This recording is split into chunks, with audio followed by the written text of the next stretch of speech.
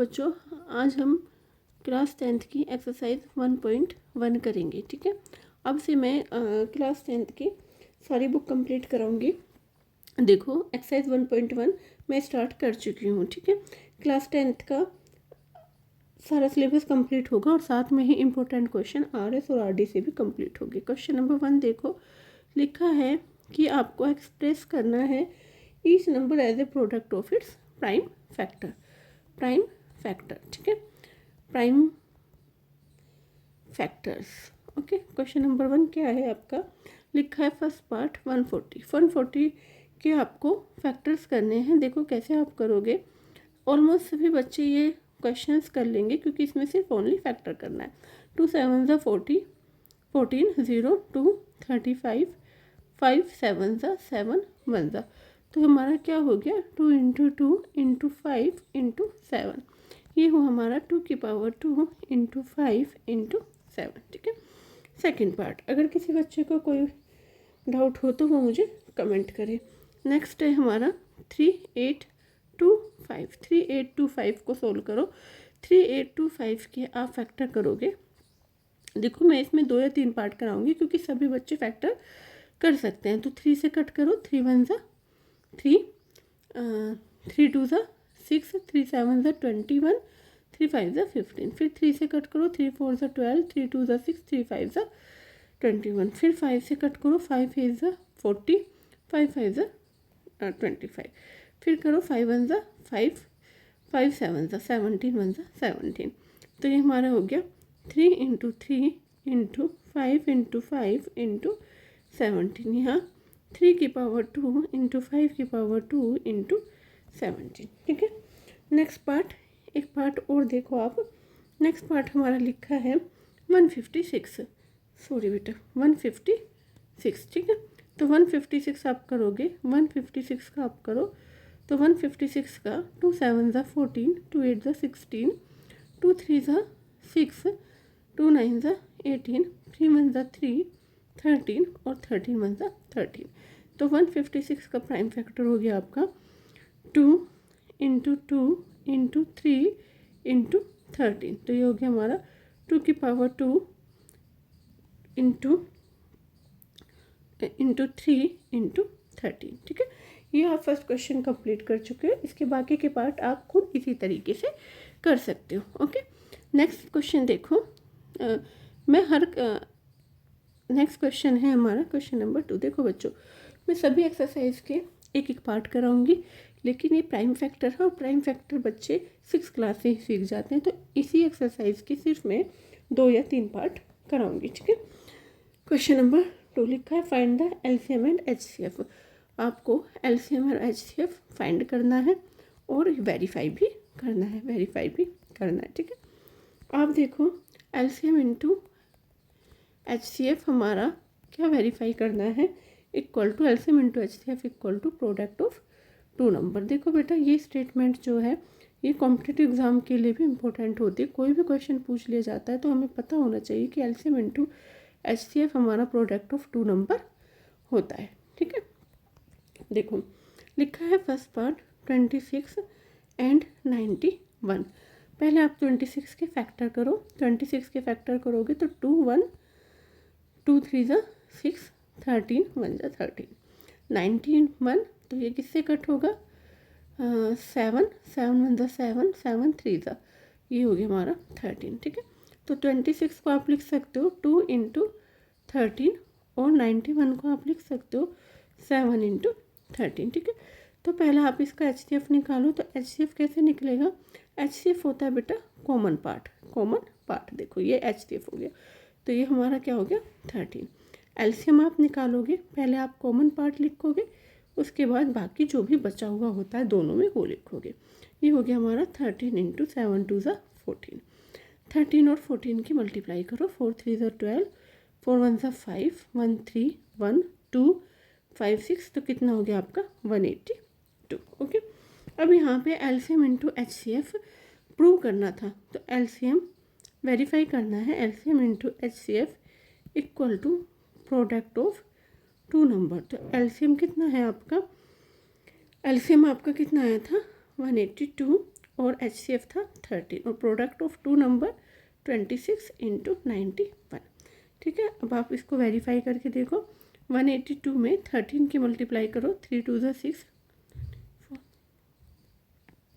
1 2 8 1 6 6 6, तो कितना हो गया 2 3 6 6। और जब आप इसकी भी मल्टीप्लाई करोगे तो यही आएगा 2 3 6 6। तो ये आपका वेरीफाई हो गया। ठीक है, इसी तरीके से आप इसके बाकी के पार्ट कर सकते हो। मैं इसका एक पार्ट आपको और कराती हूँ। देखो एक पार्ट क्वेश्चन नंबर 2 हाँ, देखो लिखा है हमारा क्या 510 और 92। ठीक है, पहले 510 के फैक्टर करो, तो 510 के आप फैक्टर करोगे तो हो गए 2 2 ज़ा 4, 1 बचा, 2 2 ज़ा 4, 2 5 ज़ा 10, 2 5 ज़ा 10, 2 2 ज़ा 4 1, 2 5 ज़ा 10, 2 5 ज़ा 10। अभी किससे कट होगा 3 7 ज़ा 3 8 ज़ा 3 8 ज़ा 24, 3 5 ज़ा 15, 3 2 ज़ा 6 9, 3 8 ज़ा 24, 3 5 ज़ा 5 से 5 1 ज़ा 5 6 7 8, 5 7 ज़ा 13 35, 17 1 ज़ा 17। ठीक है, अब 92 के फैक्टर करो, तो 92 के फैक्टर होंगे 2 4 ज़ा 8, 2 6 ज़ा 12, 2 2 ज़ा 4, 2 3 ज़ा 6, 23। ठीक है, अब यहाँ पे 510 के हो गया आपका 2 इंटू 3 इंटू 5 इंटू 17, और 92 का हो गया आपका 2 इंटू 2 इंटू 23। ठीक है, आप इसका HCF फाइंड करो, तो HCF होगा क्या, कॉमन पार्ट निकाल लो, तो कॉमन पार्ट में ओनली क्या है 2। ठीक है, एलसीएम जब आप निकालोगे तो एलसीएम क्या हो गया कॉमन पार्ट और फिर बाकी का बचा हुआ पार्ट। ठीक है, अब आप इसकी मल्टीप्लाई करना, तो 3 2 ज़ा 6, 6 2 ज़ा 12, 3 2 ज़ा 6, 6 5 ज़ा 30, 30 2 ज़ा 60 इंटू 17 इंटू 23, 17 इंटू 6, 7 6 ज़ा 42, 102, तो कितना हो गया 1020 इंटू 23। ठीक है, अब 102 में 23, तो कितना हो गया 23460। ओके, अब हमें प्रूव करना है LCM into HCF equal to product of two numbers. तो एलसीएम आपका 23460 into HCF equal to 510 into 92। ठीक है, सोल्व करो, 2 0, 2 6 12, 2 4 ज़ा 8 9, 2 3 ज़ा 6, 2 2 ज़ा 4, और जब आप इसकी भी मल्टीप्लाई करोगे तो यही आएगा। ठीक है बेटा, आज से मैं आपको क्लास 10th की पूरी बुक कराऊंगी। ओके, नेक्स्ट क्वेश्चन देखो। नेक्स्ट क्वेश्चन है question number 3, find the HCF and LCM by applying the prime factor. LCM और HCF ही फाइंड करना है। देखो मैं इसका एक पार्ट कराती हूँ। इसमें लिखा है 12, मैं आपको पूरी बुक कराऊंगी, और अगर किसी बच्चे को कोई भी डाउट हो तो वो मुझे कमेंट बॉक्स में करना। ठीक है, 12 15 और 21 LCM और HCF फाइंड करना है। ठीक है, तो आप ऐसे अलग अलग मैं आपको बताऊंगी। तो यहाँ पे 2 से फैक्टर करो, 2 6 ज़ा 12, 2 3 ज़ा 6, 3 1 ज़ा 3। 15 का करोगे तो यहाँ पे 3 5 ज़ा 15, 5 1 ज़ा 5। 21 का करोगे तो 3 7 ज़ा और 7 1 ज़ा 7। तो 12 का क्या हो गया 2 इंटू 2 इंटू 3। 15 का क्या हो गया 3 इंटू 5, और 21 का क्या हुआ 3 इंटू 7। ओके, अब हम इसमें HCF फाइंड करेंगे। तो HCF फाइंड करोगे तो कितना आ गया कॉमन 3, और LCM आप निकालोगे तो पहले कॉमन, उसके बाद जो भी हर टर्म में जो भी बचा हुआ है उसको लिख लेंगे। तो 3, अगर किसी बच्चे को समझ में नहीं आए तो वो मुझे कमेंट करना, मैं दोबारा वीडियो में कोशिश करूँगी कि आपको समझ में आए। 3 2 ज़ा 6, 2 ज़ा 12 इंटू 5 7 ज़ा 35। तो 35 इंटू 12, 2 5 ज़ा 10, 2 3 ज़ा 6 7 1 5 3 0 4 20, कितना हो गया 420। ठीक है, इसी तरीके से आप इसका नेक्स्ट पार्ट कर सकते हो। थर्ड पार्ट में बताती हूँ। लिखा है 8 9 और 25। ठीक है, आप 8 के फैक्टर करो, तो 8 के फैक्टर क्या होंगे, 2 4 ज़ा 8, 2 2 ज़ा 4, 2 1 ज़ा 2। 9 के आप कर सकते हो, देखो 2 2 ज़ा 4, 2 ज़ा 8, 9 के आप करो 3 इंटू 3, 25 के आप करो 5 इंटू 5। ओके, अब आप इसमें HCF निकालोगे तो देखो इसमें LCM और HCF पूछा है, आप इसमें HCF निकालोगे तो देखो बेटा इसमें कुछ भी कॉमन नहीं है। अगर कहीं तीनों में कोई कॉमन नहीं है तो उसका HCF क्या हो गया, 1। और LCM क्या होगा, LCM तो सारे parts 2 into 2 into 2, 3 into 3 into 5 into 5, 2 2 ज़ा 4, 2 ज़ा 8, 3 3 ज़ा 9, 5 5 ज़ा 25। इसकी मल्टीप्लाई कर लेना, यही आपका आंसर है। ओके, नेक्स्ट देखो, नेक्स्ट क्वेश्चन है हमारा क्वेश्चन नंबर 4 में लिखा है कि गिवन दैट HCF हमें दे रखा है, HCF है हमारा 306 657 equal to 9। Find LCM find करना है। तो देखो आप कैसे फाइंड करोगे, LCM फाइंड करेंगे हम इन दोनों नंबर का प्रोडक्ट 657 अपॉन 9, ये हमारा LCM निकलेगा। क्योंकि अभी आपने सेकंड क्वेश्चन में पढ़ा था कि LCM इंटू HCF क्या होता है हमारा, product of two numbers, product of two numbers. ठीक है, तो यहाँ पे 306 into 657 upon 9। Okay, find out करो, 3 3 ज़ा 9, 3 1 ज़ा 3 0 2। ठीक है, फिर 3 से कट हो सकता है ना, 3 3 ज़ा 9, 3 4 ज़ा 12, तो कितना बचा 34 6 5 7। ठीक है, 6 5 7 34,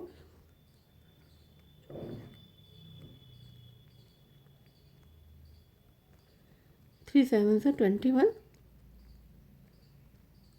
19,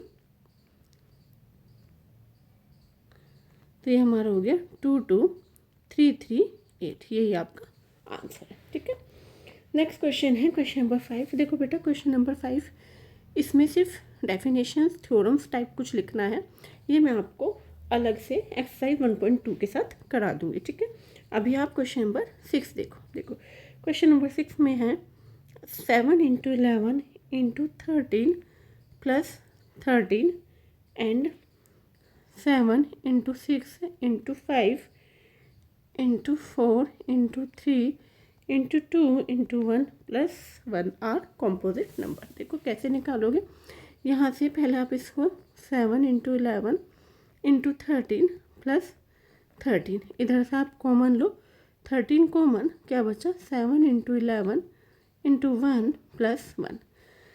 ओके, और इधर देखो आप 7 into 6 into 5 into 4 into 3 into 2 into 1 plus 5, आप 5 कॉमन लो, तो यहाँ पे बचा 7 into 6 into 4 into 3 into 2 into 1 plus 1। देखो अगर 13 इधर कॉमन लिया, इधर 5, तो 13 इज़ अ कॉम्पोजिट नंबर। तो हम कह सकते हैं कि 7 into 11 into 1 plus 1 also be a composite number. Okay, composite number. ठीक है, सेम इसी तरीके से 5 is a composite number, 5 is a composite number. तो हमारा 7 into 6 into 4 into 3 into 2 into 1 plus 1 also be a composite number. 7 into 6 into 4 into 3 into 2 into 1 plus 1 also be a composite number. ठीक है, इसमें सिर्फ इतना ही आपको करना है, कंपोजिट नंबर।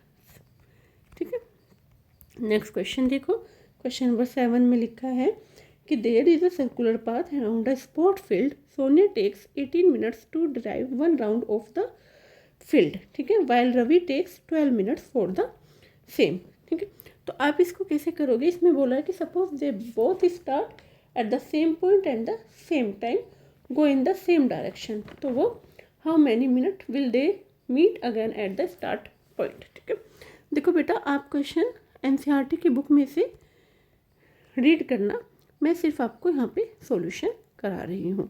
Circular path. ठीक, तो आप कैसे करोगे इसमें, देखो इसमें लिखा है कि Sonia takes 18 minute and well Ravi takes 12 minute. ठीक है, तो आपको इसमें फाइंड क्या करना है, एलसीएम। तो 18 का निकालो, 2 टू ज़ 4, 18 का जब निकालोगे तो 2 9 ज़ 18, तो हाँ सॉरी, तो यहाँ पे आपका हो जाएगा 2 इंटू 3 इंटू 3, 12 का निकालोगे, 2 टू ज़ 4, 3 ज़ 12। ओके, तो आप निकालो इसका एलसीएम। एलसीएम क्या हो जाएगा, कॉमन लो, 2 इंटू 3, पहले देखो कॉमन ले लिया। ठीक है, फिर उसके बाद जो बचा है 2 इंटू 3 इंटू 3 इंटू 2, तो क्या हो गया आपका 3 टू ज़ 6, 6 टू ज़ 12 इंटू 3, तो कितना हो गया आपका 36 मिनट। ठीक है, मैं बेटा 10th क्लास की और 9th की, अभी फ़िलहाल 9th 10th, उसके बाद 11th 12th की एक एक बुक कंप्लीट कराऊंगी, चाहे वो आरएस हो, आरडी हो या एनसीईआरटी। अभी फ़िलहाल एनसीईआरटी से क्वेश्चन करा रही हूँ, उसके बाद साथ में जैसे ही चैप्टर कंप्लीट होता रहेगा साथ में आरएस या आरडी के इंपॉर्टेंट क्वेश्चंस मैं कराती रहूँगी। अगर फिर भी किसी बच्चे को कोई डाउट रहेगा तो वो मुझे बताए, मैं सेम उसी तरीके से आपको क्वेश्चन कराऊँगी। थैंक यू बच्चों।